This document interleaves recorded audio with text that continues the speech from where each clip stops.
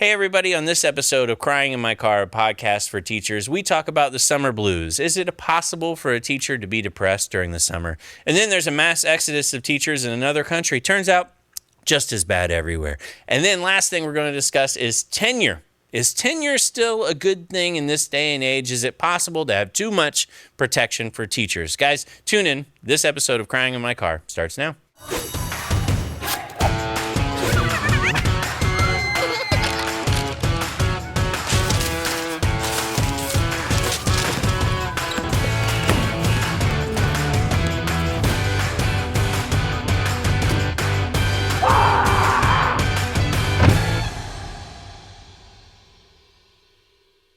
Hey everybody, welcome to Crying in My Car, a podcast for teachers. My name is Devin Sieold. I've got my good buddy, Mr. James Yan. I'm a former teacher turned comedian. He is a parent and a comedian as well. We're here to hopefully make your day a little bit better, help you laugh off the stress of the teaching job. And I know that it is summer. Okay, I'm well aware that it is summer, and a lot of you are it's so wild because our listens usually go up during the year. Yes. Our listens are still going up during the summer because I know you're still stressed. Yeah. And it's because of a unknown thing that is not really talked about in the teacher world. Now, I was on Reddit. Okay. There's no good story that starts with that, by the way. You're right, man. Yeah. You're right. Nobody ever was like, hey, I was on Reddit. Positive news. It's like, oh, wow. Yeah. I can't wait to hear what you're going to say. Yeah. But no, I was on Reddit, and I browse sometimes through the teacher subreddits. Yeah. I will read what's going on in the teacher world. I like to keep up with everything that's happening. Obviously, I don't want to become disconnected from it all. I want to know what teachers are going through, how I can help. And one of the stories I kind of resonated with. I didn't think about it until I read it, because as a parent, when you hear summer, you think my kids are home. What's your idea of the teacher? Well, you think they're probably resting, relaxing. Right. And you'd be right. Yeah. Kind of. Okay. But there's some teachers out there that summer doesn't go well. Why? And I'm not talking about the teachers that are doing like summer school. Yeah. I'm talking about this story. Somebody posted a Reddit, and there was so many people affirming this. I'm going to read just word for word what this person wrote. Okay. Do any other teachers struggle mentally in the summer? She says, he or she, it doesn't say. I've been teaching for 20 years. Long story short, 6 years ago, I ballooned up to 340 pounds. I've always struggled with panic attacks. At that point, they were completely ruling my life. I was a shell of myself. Had some negative personal issues happen when I hit rock bottom mentally. I bounced back. I lost over 120 pounds the next 2 years. Congratulations. Nice. Yeah. And out of their shell, they were back. The pandemic was the start of a new side for them, and the last few years they've struggled so much, though, in the summer. I have gained some weight back, had trouble working out, eating compulsively, and have had issues with panic again. These things happen intermittently during the year, but they're 100 times worse during the summer. Within 2 weeks of summer, I'm already sleeping too late, staying up too late, and to be honest, I feel depression growing daily. I can't pinpoint exactly what it is that I miss. I was ready for break, but I fall back into these bad habits quickly. I'm just wondering if anyone else has similar issues. If you do, share what worked for you. So obviously this is on Reddit. Yeah. If you feel like you have a personal story you want to share, obviously we'd love to have it in the comments. But if you want to comment on this person's, obviously they're going through some stuff. Maybe your story will help them out. But I think I know what it is, though. What is it, James? I think we all go through this as comedians sometimes, too. We thrive and we have such a great time when we're on stage. We're in the middle of entertaining people. Everything's going well for us. But it's when we get off stage and we're alone with our thoughts. Yes. When we're not around people, we don't have that social aspect. That's when it starts to get a little dark for us. Little depression, I think, it's a weird little thing because you're on such a high and you're so busy and your mind's occupied. I can imagine for teachers when it becomes summer and you're no longer worried about lesson plans, you're no longer worried about getting up, no longer worried about what you have to get done for testing. You're alone with your thoughts, and now it's, man, I don't know what I want to do with myself at this point. I think that's part of it for sure. Some teachers, really love teaching. Yes. And the summer, while it's supposed to be time for rest and relaxation, sometimes it's not. It's time for worry, time for anxiety, anticipation, panic attacks. They don't.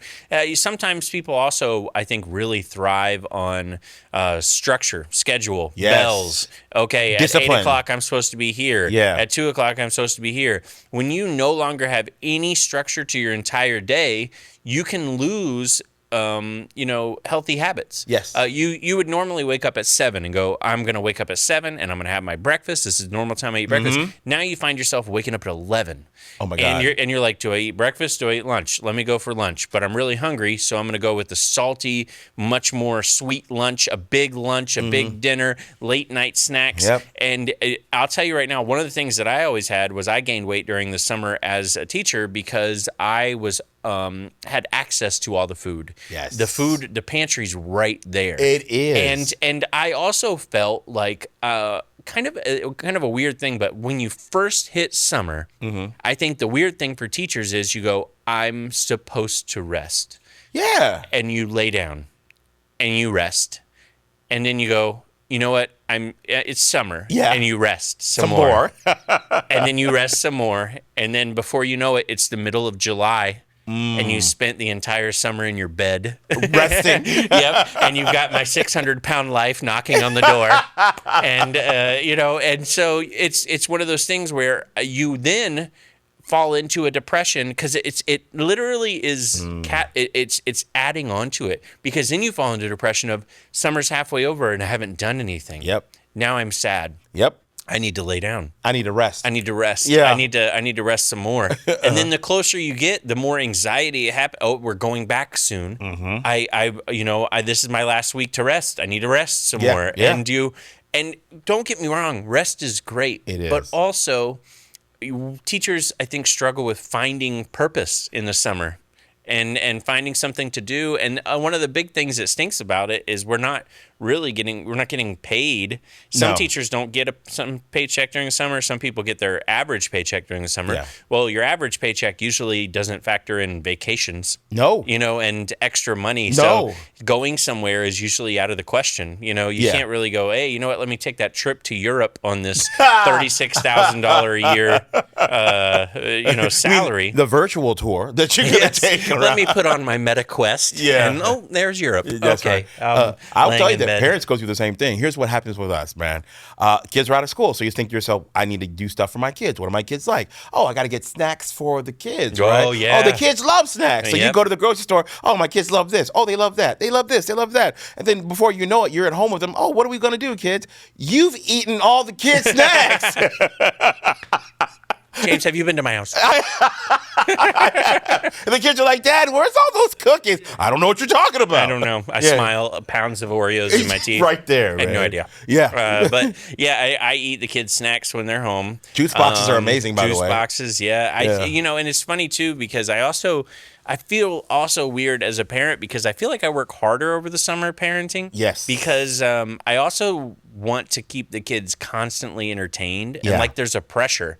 And I feel like it's a new pressure too for parents. Like when I was a kid, my mom was like, "You be bored." Yeah. And now I feel like my kids are gonna absolutely loathe me if I don't find something to do. And I know why that is too. What? It's because of social media. Oh, yeah, absolutely. There's all these parents that are posting all the time. Well, this is a little trip we're on. We're on a hike. Look at us. We're at this park. Yep. Look at us. We're doing that. And they'll see you like, oh, so what did you guys do this summer, Devin? Oh, Yeah. nothing? Great. Did you TikTok about it? Yeah, did you? Couldn't make a TikTok on nothing, huh? Got it. But I think that also plays into the teacher thing too, because I log online sometimes, and man, social media gets me. You see other people doing things, and you're like, how do they afford that? Yeah. And why are they on vacation too? And and you aren't, and you're like, you get depressed. You know, do. There's so I mean, I don't think this is out of the ordinary. I think that there's a lot of teachers who struggle to find their footing during summer, and by the time they found their footing, they think it's like too late, and they're like, okay, well, now I got to go back to school. I got to figure this out. I got to do that. You know what we should do? What they should do is there's other teachers going through the same thing.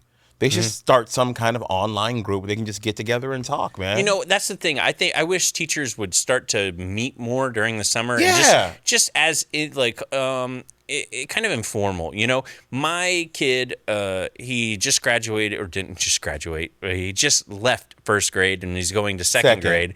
And his first grade teacher during the summer put on Class Dojo and was like, hey, we're meeting up to do ice cream. That's awesome. And all the kids met up in the middle of the summer to do ice cream. And it was so cool to see everybody. And the kids loved seeing each other and seeing the teacher. And it was informal. And nobody talked about school. Nobody did, you know, and that kind of stuff I think is good to break up the monotony of the summer. I think that's a great idea. Now, would it be weird if I also met them for ice cream? A little bit. Okay. Yeah. All right. Got it. Just want to make sure. Especially if you were in your van in the parking lot with your binoculars. No! I just want ice cream. Yeah. You know what a good way to do something where you get together with all the teachers during the summer is? The Board Teachers Summer Comedy Tour, coming to a city near you. No, but seriously, that's a lot of teachers. They do. Show up, and they all show up in groups.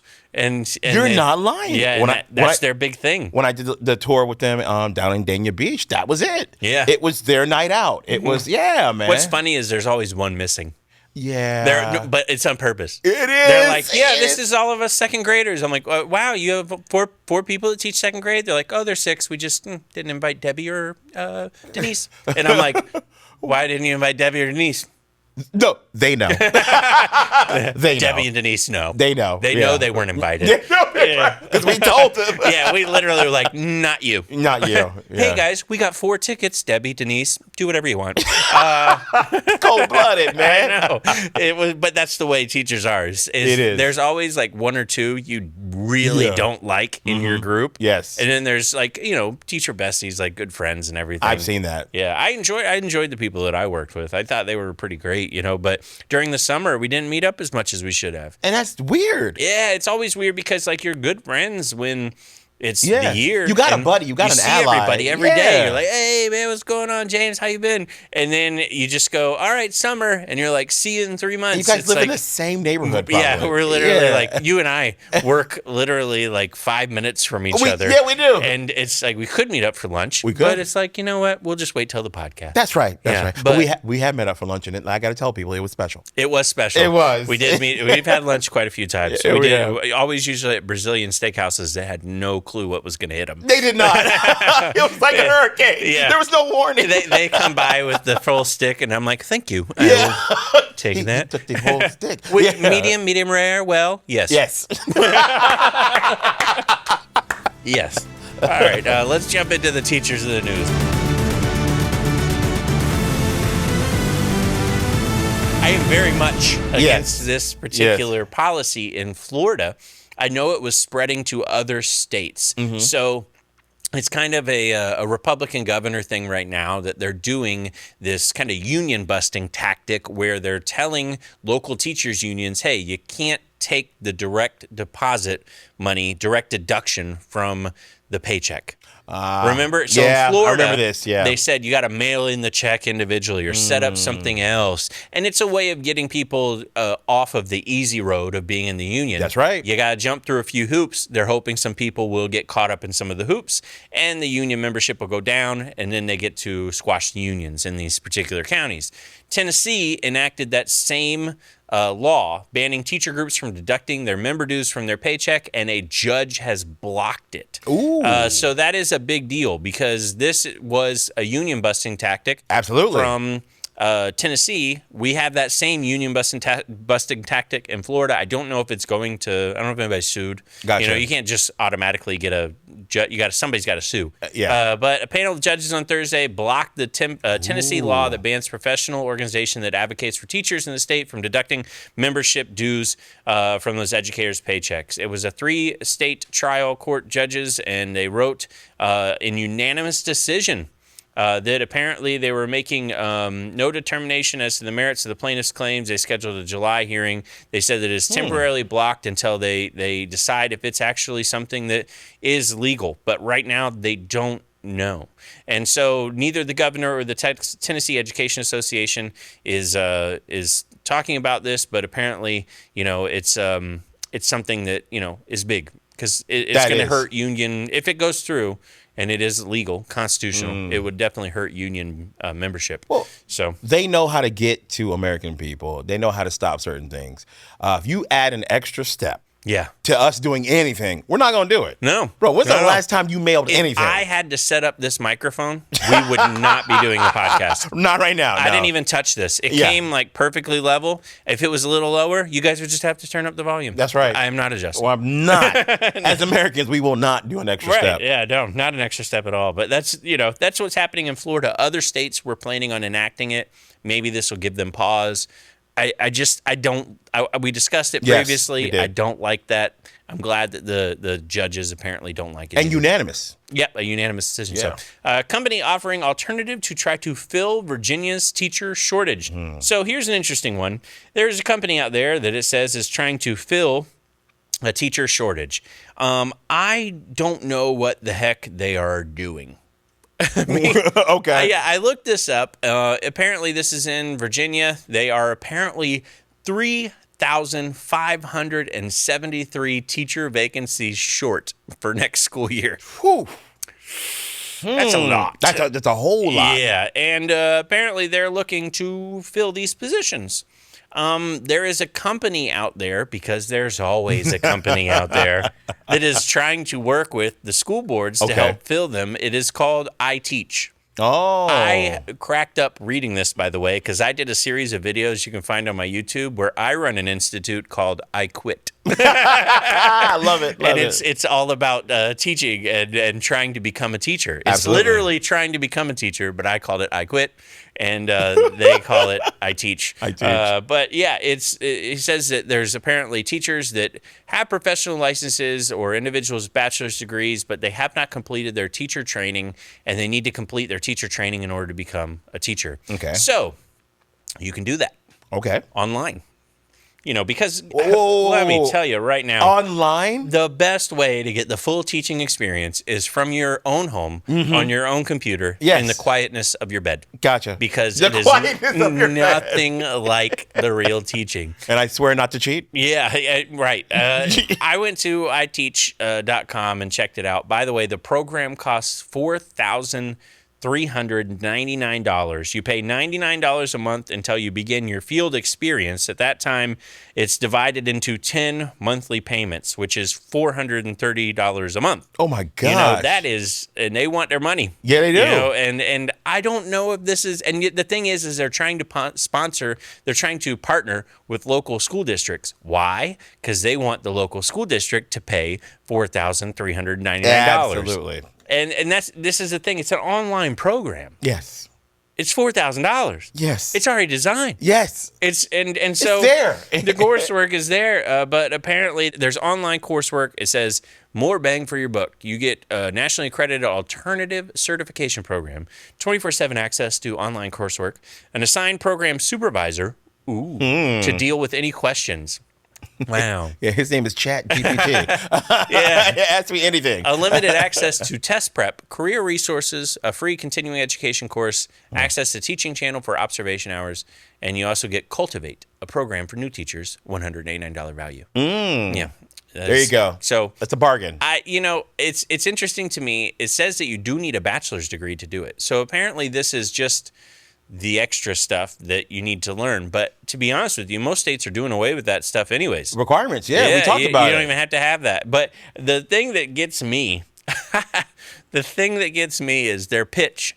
What in the world are we doing, James? Come on. Where the pitch says you can be in the classroom in as little as 6 weeks.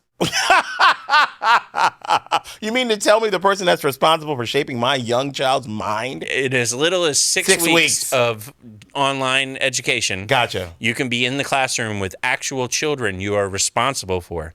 Goodness. Yep. I don't.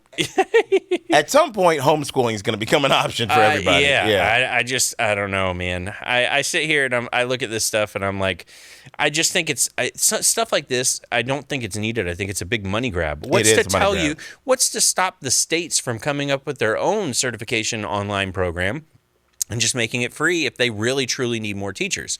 They won't do it because they just will, because somebody knows somebody else that works at that company. That's right. And they go, hey, we should hire Frank over there. He's got a great program. Well, why can't we build our own? Well, we got millions to spend. Let's hire Frank. You There know, you go. it's always the way it is. Jesus. And it's not everywhere. It's not just here. No. That we're having a problem. Hungary braces for a mass teacher exodus after their quote unquote vengeance law is approved. Thousands of teachers have pledged to quit and protest. There is a law apparently that is being passed in Hungary, and apparently the law basically is a crackdown following years of anti-government protests. So apparently teachers have been fighting back, trying to strike, trying to get better pay, better working conditions. And so now they are stripping teachers of protections granted to the public employees, raising the number of weekly hours required for teaching, limiting educationers' autonomy, and also allows the government to forcefully relocate teachers. Wow. You have to go. You gotta go. You got to go. Hey, get your stuff, grab your chalk. Wow. We're Grab leaving. your chalk. Yeah. It's Hungary. They might have chalk. I don't know. I don't know how advanced they are. What am I, a geography teacher? Yeah, no, right? I was. All right. Anyways, dubbed the vengeance law by critics, apparently this legislation is not good. Teachers are saying we are not okay with this. Of course not. 5,000 teachers have pledged to quit if the new regulations are actually brought into effect. Bro, that is an exodus. Yeah, that is a lot of people. That is a mass exodus. And apparently they say it is just, other teachers are saying it's honestly just retribution for their strikes. It's them going, hey, we've reached a weird point in government where it's publicly okay for retribution against citizens and private companies. That's a weird thing. It is a weird thing. But it used to be privately they would punish you. They'd say, okay, fine, we're going to put this small regulation on your business and industry if you don't want to play ball with us. Mm-hmm. Now they literally come out and they're like, vengeance law. And it's like, wait a minute, vengeance? I said vengeance. Are you against me? Vengeance law number 2. Yeah, there you go. There's now 2 vengeance laws. There you go. It's against like the Fast and the Furious franchise. franchise. For being against me. Absolutely. Yeah, but man, you just wonder sometimes. You're like, what is going on? Is this going to keep continuing? Hopefully not. Now the last, next to last thing I want to talk about. The last one's a little odd. I love those. Yeah, this one's my favorite. I got an odd one for us. Right. The largest teachers union in America is this. Such deceptive headlines from certain news agencies. Mm-hmm. The largest teachers union in America recommended educators include genderqueer in their summer reading. Okay. Now, when you read that headline, what do you think that it says? It's saying... I'm going to take a sip while you... Okay, no, okay. It's saying that one of the unions, one of the biggest ones in America, is telling people they should include genderqueer into their summer reading. What do you mean include it in their summer reading? Does that sound like it's going to the kids? No, I think it's going to the actual parents. Not parents. Teachers. I mean educators. Yeah, it's asking for the educators. Yes. So the whole thing is saying that there's controversy because parents are objecting to basically like gender books, sexually explicit books, anything with gender all identity. this other stuff. Yeah. Well, it turns out this reading is not for the kids. It's not for the parents either. It's for the educators to further educate them on who they are. There's 11 books. Among the books, they're White Fragility, a book that insists white Americans use anger, shame, and guilt to avoid taking responsibility for racial inequalities. Oh, wow. That's absurd. And I'm so angry at that. I get so... I'm just kidding. I was like, wow. Should I leave? You should, James. Just reading it makes me mad. I know. I get it, man. Wow. So it's a summer reading books for educators. Yes. Now, most of the educator books that they are reading are about furthering education. Some of them are about different students that they're going to be encountering. Okay. Guess what? Gender issues are something the kids know a lot more about than we do. That's true. They are on TikTok. It's all over the place. Yes. It is being discussed. Trust me, there is a kid could walk in and probably name 6 different genders that I've never heard of. And they're like, by the way, this preference is this, and this person's this, and you refer to this way, and you shouldn't refer to that way. And I'm like, I'm taking notes. Yeah. And that's the thing is, educators have to keep up on that stuff because of laws, because of respect for the kids, because of respect for the parents. And this is the kind of stuff we're supposed to read. I'm an educator. I've got to read what they're going through. I need to know what's going on. Yeah, I got to be able to relate to my students. Yes, I agree. And that's the thing is it's trying to stir controversy. It's trying the language behind it is trying to, I don't know. But it says that the books are about racial and social justice. They are about informing educators about climate justice. Well, that's interesting. I hadn't seen climate justice. That's a weird one. And then they're about basically trying to keep us into the system that we are going to be involved in. I don't know what else to say. I don't think anything that they're saying is wrong. I mean, as doctors, you have to constantly read up about you do things that are new and evolving, and it's just the environment we live in. That's you right. can sit here and go, it doesn't exist or I don't like it, but it doesn't change what the kids are going through. It's still there. Yeah, I know. It is. If you don't like it, fine. Your children are on board with whatever it is. Probably. So either you can learn to adapt or they're gonna disown you and leave you behind. Right. Yeah. All right. This last one, like I said, is a very odd one. Now, this is so normally these news articles I skip over. Yeah. This one captivated me. There is a witch hunt against a man. I'm gonna mess this up. Tejwa Sweeney Desai, teacher that it apparently is in India. That's the lady's name. Against Tejwa Sweeney Desai. She's in India. She's a teacher. She is a professor. Okay. Now, here's the interesting thing. We talk a lot about discriminations in our society. Yeah. We sometimes forget that the world is way more racist, way more judgmental against other religions sometimes. I mean, it is brutal But it's out there. open out there. It is brutal. We don't like this group of people. Right. We've shunned them as a society, and there is no movement to get it back, and they're just okay with it. Well, over in India, apparently this professor, I'm going to say Mrs. Desai is what I'll go with. Okay. Mrs. Desai apparently was filling in for another professor. The other professor had called out, said, I'm not able to do it. And she said, sure, I'll go ahead and fill in. Okay. Now, apparently this class was on human values. It's not the regular class that she teaches. The students informed her that the class had been discussing the idea of discrimination and they wanted to continue with it. Okay. So the class said, we were talking this, we would like to continue. Okay. She agreed, proposed a discussion on gender discrimination. The kids overrode her. Basically said, no, we insist on talking about religious discrimination instead. Ooh. She said, okay, that's a deeper topic, but let's go with it.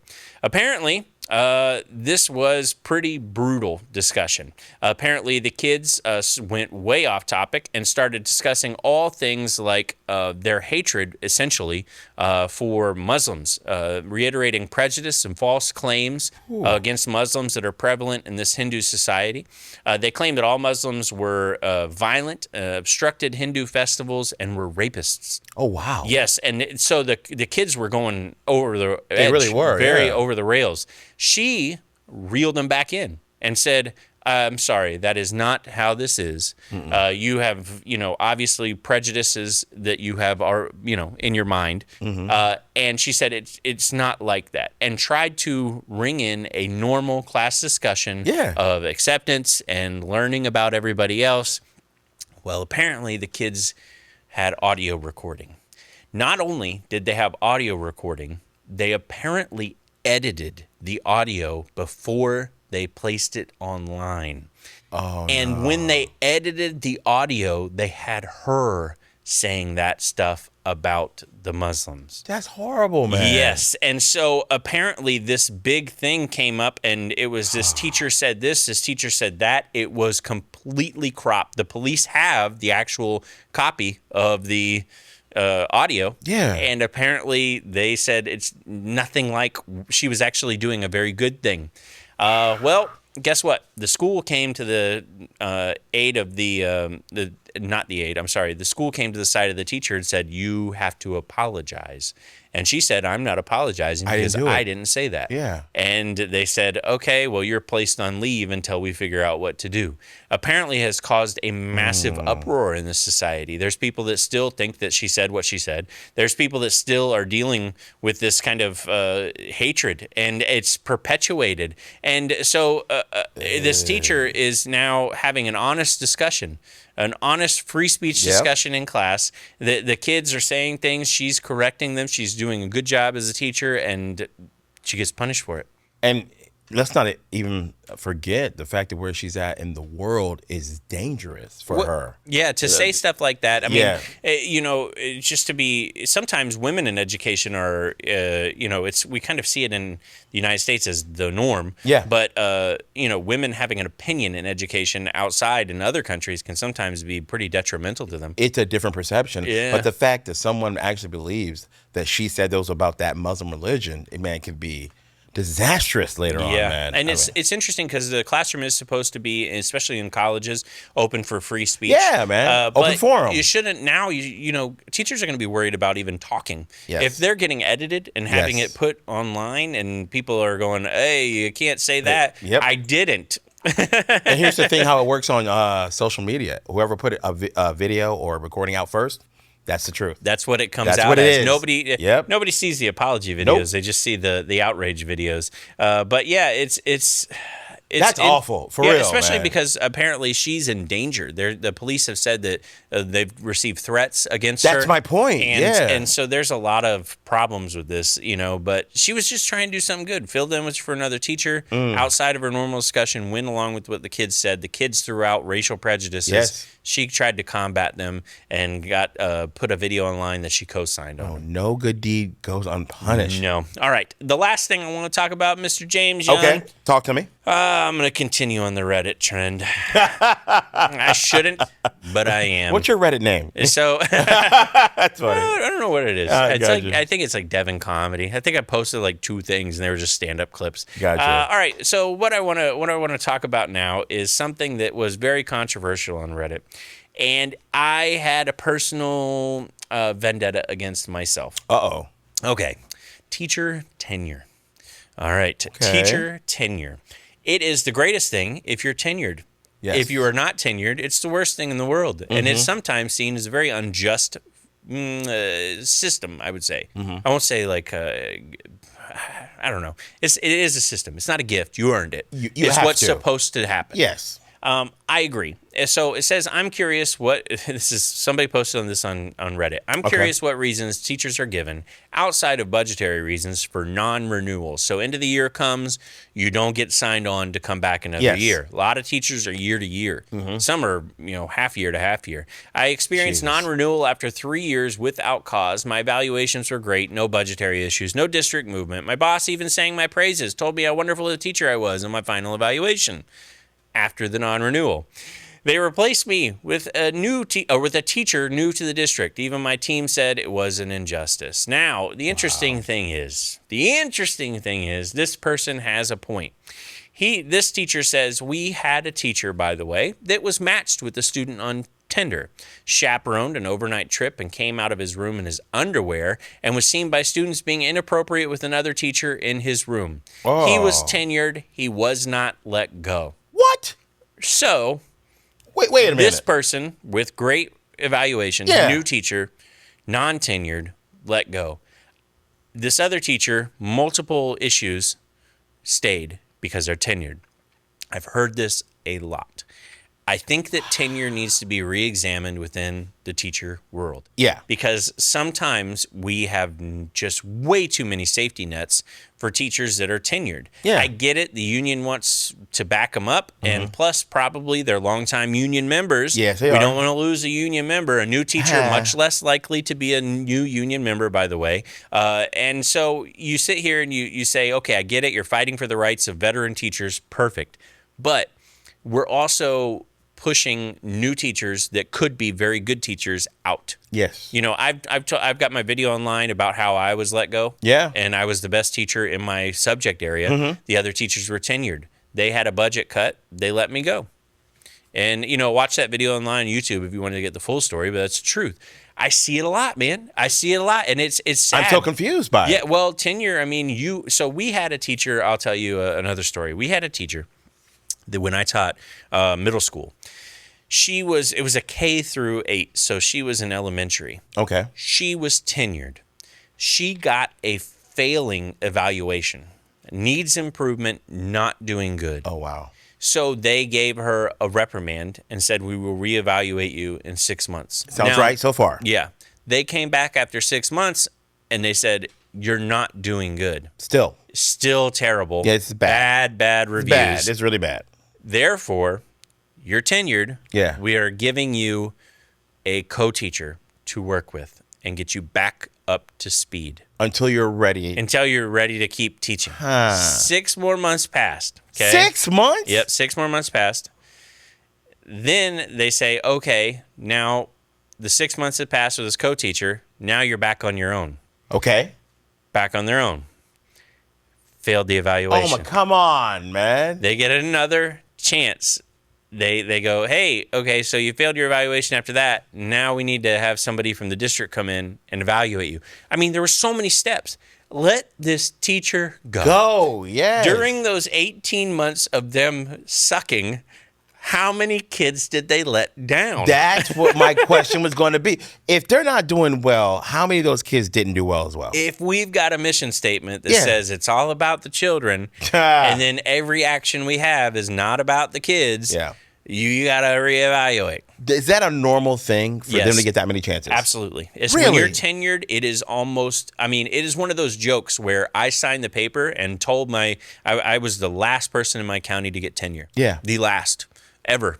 They did away with tenure. Wow. And I was the very last person to sign. Yeah. And I signed and I got tenure. And I remembered texting another teacher and I said, hey, I signed my professional contract. I have tenure. And their literal response was, perfect. Now they can't fire you. Oh, wow. And I was like, did I do something to get fired? I love that. That's the take. Not, hey, man, great job.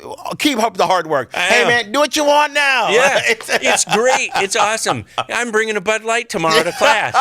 I'm tenured too. Hey, let's go do mimosas in the science lab. Yeah. It was like, Jesus. But that's the mentality is it's one of those things where we literally, and teachers, you can sit here and say, oh, it's not about that. Yeah, You're lying. Yeah. I have heard so many teachers go, you're tenured. It means they really can't fire you. And that is literally what they say. That is incredible, man. and then, you know what? Sometimes some teachers take that tenure and go, wow, I earned this. Yes. It's like when you're in college and you've been an adjunct professor, then finally you get brought on as staff. It's like, I earned this. I get my office. I feel so awesome. I am a powerful, professional, productive professor. Yeah. Then I think sometimes tenure hits and you go, I can't be fired. I'm coming in late tomorrow. There's no way I'm going to be doing my lesson plans. They have to have somebody co-teach with me. I'll just co-teach. It's no, I mean, that's crazy. Yeah. Man. So reading that, I feel so sorry for you first and foremost. You sound like a great teacher. I hope you find a school district that's going to value you, appreciate you, and give you the professional contract you deserve. That other teacher's got to go. Yeah. That other teacher's got to go. In the underwear? Yeah. Come on. I know. And that's the kind of stuff that you're like, oh no, you know? And you really just gotta wonder sometimes, especially if the school knows about that kind of stuff, you know, why are we putting up a barricade? There has to be a trap door with this tenure thing. Gotcha. Where they go, okay, see, normally we would have somebody help you out. Yeah. Normally we'd give you a chance. Yeah. But underwear, trap door. That should have been automatic. You're fired. You would think. All right. James, how can people find you, my friend? You can find me the same way you always could, people. If you go to IG or Facebook, James Yon Comedian. That's Y-O-N. Thank you, as always, for all the new people that are starting to follow me. I love the comments and interaction. Yeah, don't forget also to subscribe to us online. Rate us 5-star. I say that, and you don't do it. On the podcast, on the Apple Podcast, all you got to do is click on the podcast, click that star rating, 5-star rating. You don't even have to type in why. Just say, love them, they're great, or nothing. Just give us the 5-star, the little high five, virtual high five. Also, do not forget, it is about that time for schools to start coming back in, and you need those professional development speakers. I'm here. Devin Sieold, I will help you out. I got the comedy. I got the actual meaningful content. No icebreakers, no reading from a PowerPoint. Message me on any of my social media platforms for more information. And then obviously be sure to check out the Board Teacher Comedy Tour. And plus for you guys out there, Devin wears pants. I do wear pants. Yes. I wear pants. Yes. And guess what? If I show up in no pants, you can fire me. Yeah. All right, guys. Thanks so much for tuning in. We'll be back next week with a brand new episode of Crying in My Car, a podcast for teachers.